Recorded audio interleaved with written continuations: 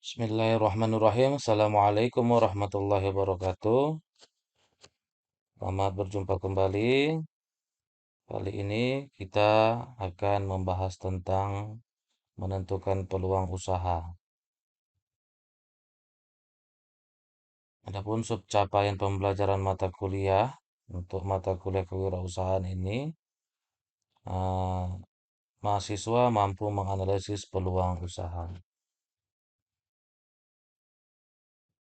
Jadi yang pertama di dalam menentukan peluang usaha itu, kita harus menemukan peluang usaha. Jadi peluang usaha itu bersumber dari adanya kebutuhan dari individu atau masyarakat. Oleh karena itu, jika ingin mulai mewujudkan berwirausaha, hendaknya terlebih dahulu menjawab pertanyaan, apakah yang menjadi kebutuhan masyarakat atau kebanyakan anggota masyarakat saat ini atau di masa yang akan datang. Jadi itu konsep yang harus ditanamkan di dalam seorang wirausaha. Pertanyaan itu yang harus dijawab.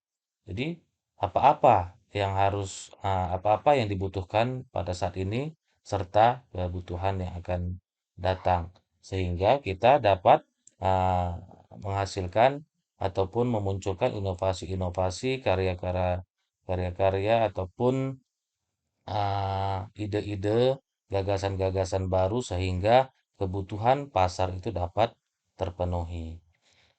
Baik, dilanjut untuk memahami kebutuhan masyarakat, diperlukan suatu diagnosa terhadap lingkungan usaha secara keseluruhan yang meliputi faktor ekonomi, politik, pasar, persaingan, pemasok, teknologi, sosial, dan geografi. Nah, jadi artinya di sini, kita jika ingin membangun ataupun membentuk suatu usaha, kita perlu mempertimbangkan faktor-faktor ekonomi. Jadi faktor ekonomi itu seberapa kuat modal yang kita miliki sehingga usaha itu bisa kita jalankan. Kemudian politik. Dari sisi politik, bagaimana caranya agar usaha kita itu tetap bisa bertahan? Karena dengan adanya politik ini, bisa-bisa usaha yang kita jalankan disabotase. Nah, jadi seperti itu. Jadi saya dari sisi ataupun segi politik perlu dipertimbangkan. Kemudian pasar. Nah, jadi kalau dari sisi pasar ini, bagaimana kira-kira usaha yang akan kita jalankan? Pasarnya besar enggak? Jangan pula nanti kita ingin membentuk suatu usaha, pasar tidak ada, modal yang dikeluarkan sudah besar, sehingga apa yang terjadi? Nah, gulung tikar ataupun kolaps perusahaan yang kita bangun tadinya. Yang berikutnya tadi ada persaingan. Jadi persaingan-persaingan di sekeliling kita itu bagaimana? Nah, jadi apakah usaha yang kita jalankan itu sudah pernah dibuka oleh orang lain sebelumnya? Ataupun kalau memang udah ada dibuka orang lain, inovasi atau kreativitas apa yang kita miliki dalam usaha kita, sehingga ada nilai lebih di dalam perusahaan kita, sehingga orang bisa ataupun pelanggan bisa datang ke tempat kita. Jadi itu yang perlu diperhatikan, persaingan. Kemudian pemasok. Pemasok tadi artinya kita mendapatkan bahan yang akan kita perdagangkan tadi itu dari mana. Apakah ada pemasoknya? Jika tidak ada pemasoknya, sementara permintaan pasar besar, maka kita bakalan ketinggalan dan kita akan kalah saing dengan pesaing pesaing kita di sekeliling usaha yang kita jalankan. Kemudian teknologi. Teknologi di sini manfaatnya adalah kita dapat memanfaatkan teknologi ini untuk memasarkan usaha kita. Dengan era digital seperti sekarang ini, teknologi itu sangat diperlukan sehingga kita dapat meminimalisir uh, proses ataupun promosi usaha dagang kita uh, jika kita menggunakan metode-metode konvensional. Artinya teknologi ini media untuk memasarkan produk ataupun usaha kita melalui media-media yang ada pada saat sekarang ini.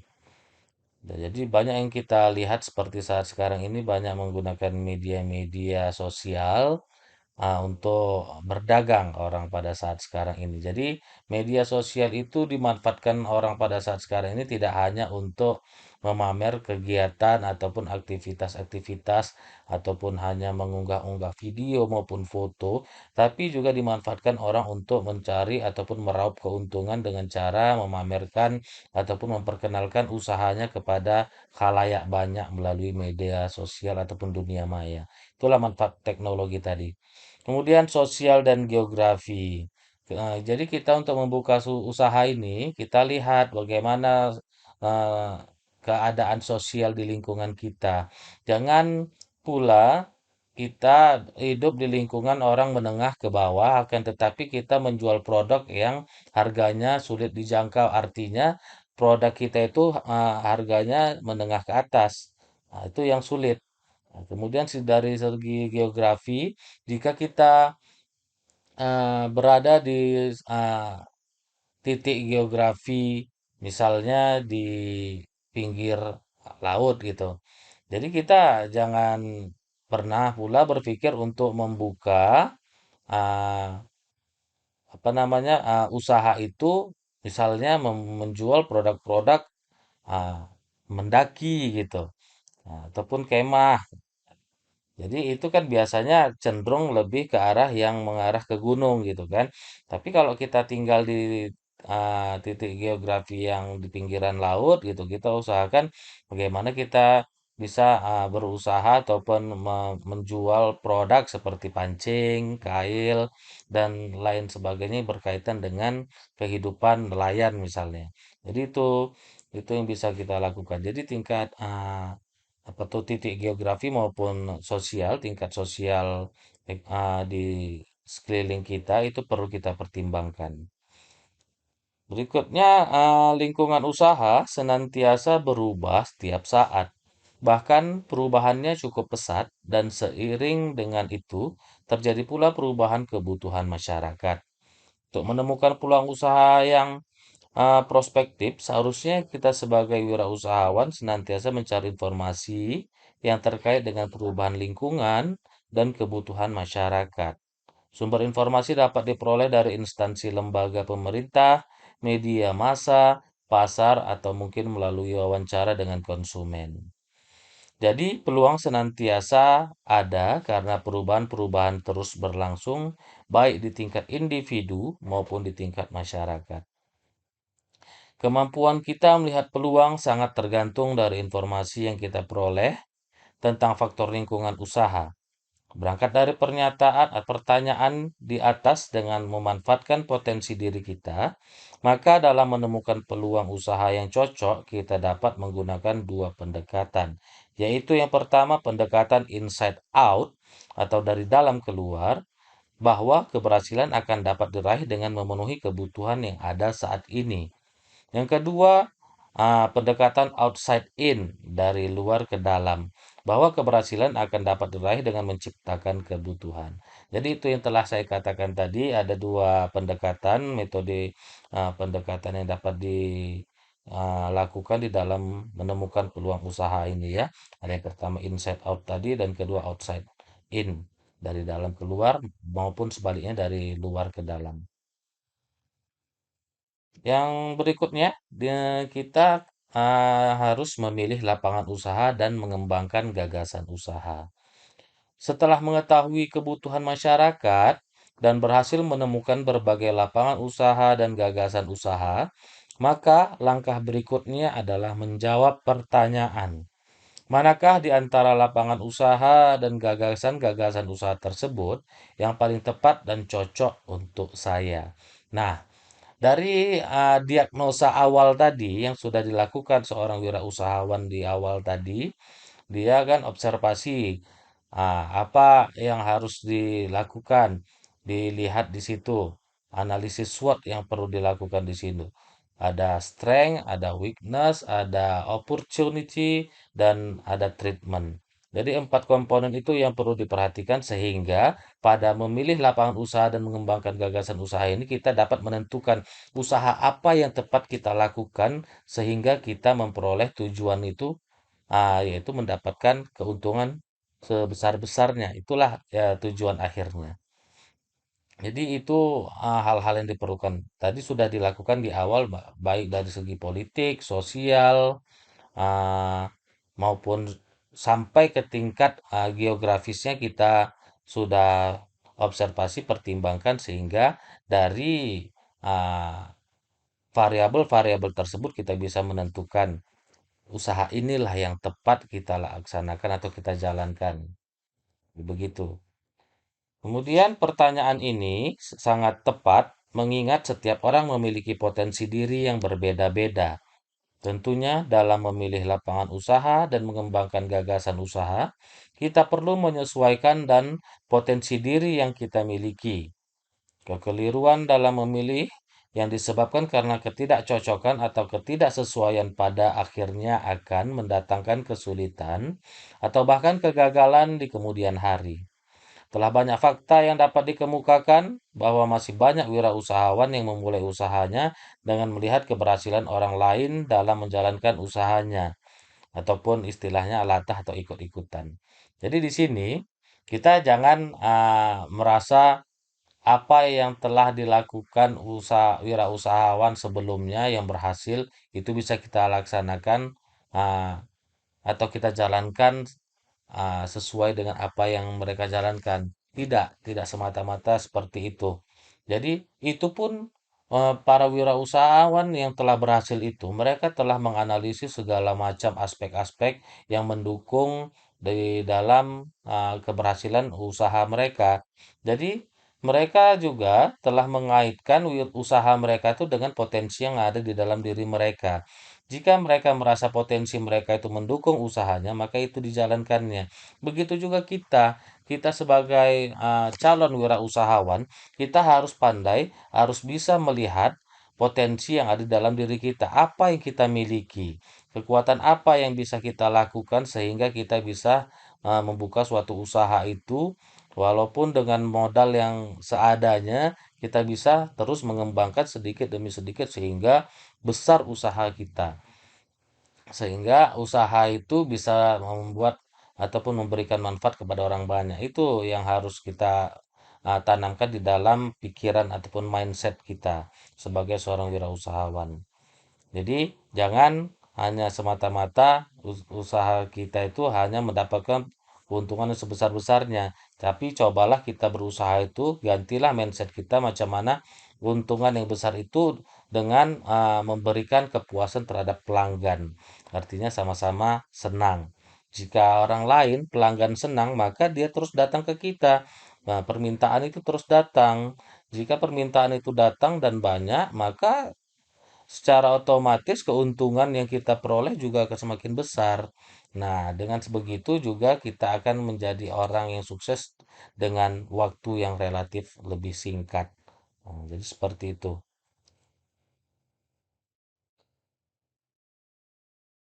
Selanjutnya, di dalam memilih lapangan usaha yang akan digeluti perlu pertimbangan hal-hal berikut ini. Yang pertama itu lapangan usaha yang cocok untuk orang lain belum tentu cocok bagi kita. Itu sudah saya katakan tadi. Yang kedua, lapangan usaha pada masa lalu menguntungkan, belum tentu pada saat ini masih menguntungkan. Atau lapangan usaha menguntungkan saat ini belum tentu menguntungkan di masa yang akan datang. Nah, ini seperti ini bisa kita analogikan. Misalnya kita menjual pulsa. Dulu teknologi hanya sebatas menghubungkan dari handphone ke handphone. Jadi komunikasi itu bisa dilakukan dua arah. Nah, artinya bisa suara aja. Nah, medianya media suara aja.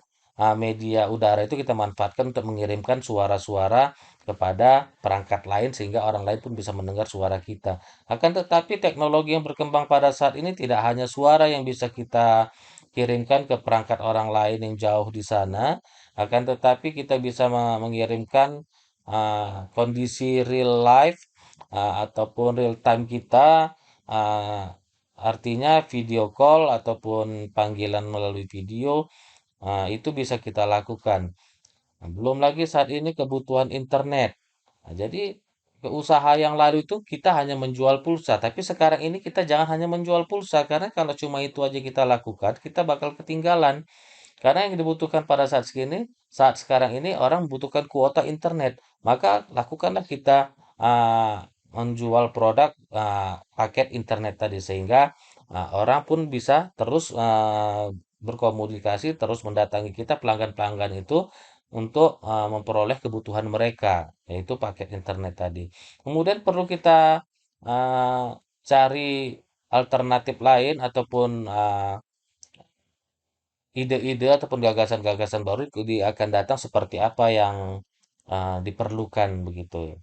Nah, jadi eh, tidak tidak hanya monoton itu aja usaha yang dapat kita lakukan, tapi kita dengan adanya teknologi tadi kita bisa memanfaatkan untuk menyebarkan ataupun memamerkan usaha kita kepada orang lain, tapi juga teknologi itu kita menggunakan untuk mencari informasi-informasi untuk mengembangkan usaha kita.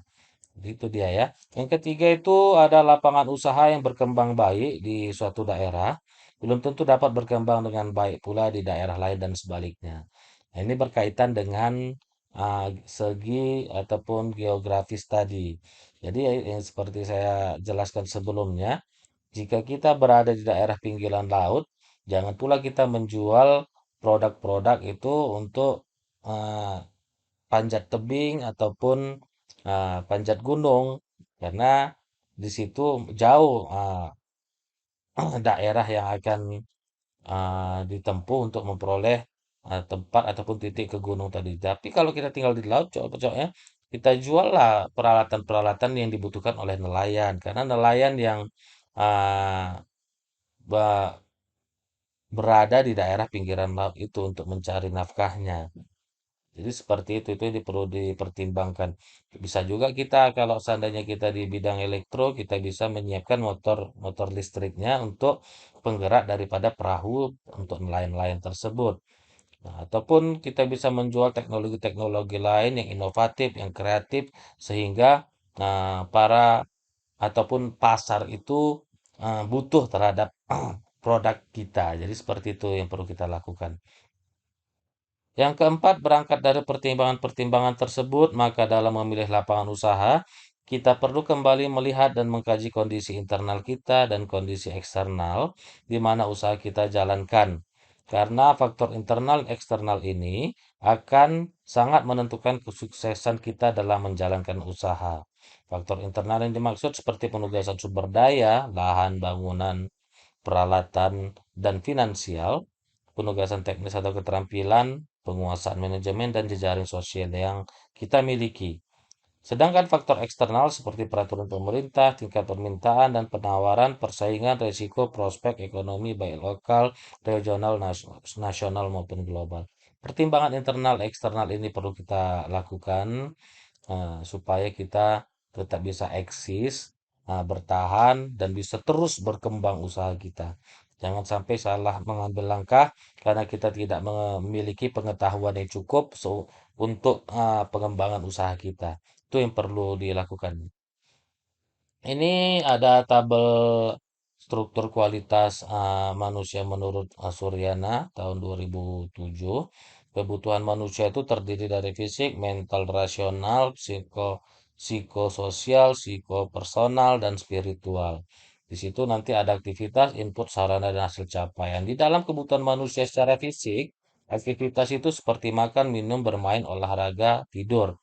Nah, masukannya ataupun inputnya itu berupa makanan, minuman, pakaian maupun obat-obatan.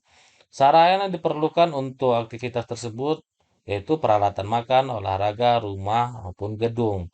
Dan capaian yang diperoleh nanti yaitu jasmani yang sehat, segar, dan kuat. Baik pula di dalam kebutuhan manusia secara mental rasional itu aktivitasnya bisa belajar, membaca, mengobservasi, menulis, meneliti. Jadi inputnya itu berupa informasi, pengetahuan, konsep maupun rumus. Sarana itu alat-alat audiovisual, buku, media, dan alat tulis. Hasil capaiannya, manusia rasional yang berpengalaman objektif, netral, dan kritis. Untuk psikososial, aktivitas itu seperti bergaul, berteman, berorganisasi. Input itu isyarat, lambang bahasa, etika, adat istiadat, norma-norma. Sarananya ada alat-alat transportasi dan komunikasi. Hasilnya manusia itu bakal menjadi sosial berstatus, populer, dan matang emosi. Untuk psikopersonal, ada aktivitas itu berupa menulis diary misalnya, memoir, introspeksi, refleksi, afirmasi. Inputnya itu berupa imajinasi, mimpi, bisikan nurani, suara-suara alam. Sarananya itu pena, kertas, ruang sunyi. Hasil capaian itu manusia berkepribadian utuh dan mutmainah. Artinya tahu bersyukur atas pemberian Tuhan kepada kita. Jadi tidak ah, beronta-ronta kita untuk ah, mencapai apa yang keinginan kita itu. Karena apa yang merupakan menjadi keinginan kita itu belum tentu itu yang dikehendaki oleh Tuhan. Kemudian ada spiritual, aktivitas itu berupa meditasi, berdoa, sholat, puasa, ziarah. Input itu berupa ilham, hidayah, wahyu, puisi, karya seni. Sarannya itu masjid, biara, gereja, buku maupun kitab suci. Hasilnya nanti manusia intuitif, humanis, religius, dan soleh. Mungkin dari langkah awal tadi kita dapat menemukan ratusan atau bahkan ribuan gagasan usaha untuk memperkecil pilihan dalam melakukan analisis berikutnya. Maka kita harus menyeleksi berbagai jenis gagasan usaha yang telah kita lakukan pada langkah pertama tadi. Gagasan usaha yang dipilih adalah gagasan memiliki prospek secara ekonomi yang dapat berupa pertimbangan bahwa produk yang dihasilkan merupakan kebutuhan vital bagi manusia dengan tingkat permintaan dan harga yang relatif memadai. Selanjutnya, alternatif pilihan lebih diperkecil lagi dengan memilih beberapa gagasan usaha dengan mempertimbangkan potensi diri atau faktor internal kita. Hasil akhir dari langkah-langkah yang telah kita lakukan akan diperoleh beberapa gagasan usaha yang telah berurut berdasarkan prioritasnya. Agar pilihan kita lebih aman dan dapat dikuasai dengan baik, maka perlu dilakukan analisis kembali dengan mempertimbangkan faktor internal berupa kekuatan dan kelemahan yang kita miliki. Jika kita memilih gagasan usaha yang bersangkutan dan faktor eksternal berupa peluang dan ancaman yang akan dihadapi, jika kita menjatuhkan pilihan pada gagasan usaha yang bersangkutan, analisis ini sering dikenal dengan analisis SWOT. Bukan tidak mungkin setelah melakukan langkah analisis ini, kita akan menjatuhkan pilihan pada gagasan usaha yang menjadi prioritas kedua atau ketiga dari hasil analisis sebelumnya. Itu yang telah saya ungkapkan di awal tadi. Jadi demikian yang dapat saya sampaikan. Mudah-mudahan bermanfaat dan dapat diterapkan di dalam kehidupan nyata. Demikian pertemuan kita pada kali ini. Akhir kata saya ucapkan wabillahi taufik wal hidayah. Assalamualaikum warahmatullahi wabarakatuh. Oh iya, satu lagi ada yang tertinggal untuk tugas. Maaf sebelum saya akhiri tadi. Satu lagi ada tugasnya. Bagi kalian mahasiswa tugasnya adalah coba kalian analisis lingkungan berdasarkan materi yang telah disampaikan tadi. Kalian tentukan usaha-usaha apa yang ingin kalian buat. Satu itu ya tugasnya, usaha apa yang ingin kalian buat, buat alternatifnya. Jadi berdasarkan aspek-aspek yang telah dibicarakan tadi, baik dia sosial, uh, geografis, dan lain sebagainya, nah itu kalian bisa menjatuhkan pilihan kalian ke pilihan yang kedua mungkin. Nah, jadi kalian juga mempertimbangkan potensi yang ada dalam diri kalian. Jadi tentukan usaha yang akan rencana usaha yang akan kalian geluti dengan potensi-potensi yang ada dalam diri kalian, analisis macam mana kekuatannya, kelemahannya, tantangannya, dan ancamannya bagaimana. Kemudian pada akhirnya kalian tentukan inilah usaha yang harus kalian lakukan. Itu mungkin yang tertinggal yang saya lupakan tadi untuk penugasan. Jadi penugasan yang tidak dapat diunggah melalui Sibda.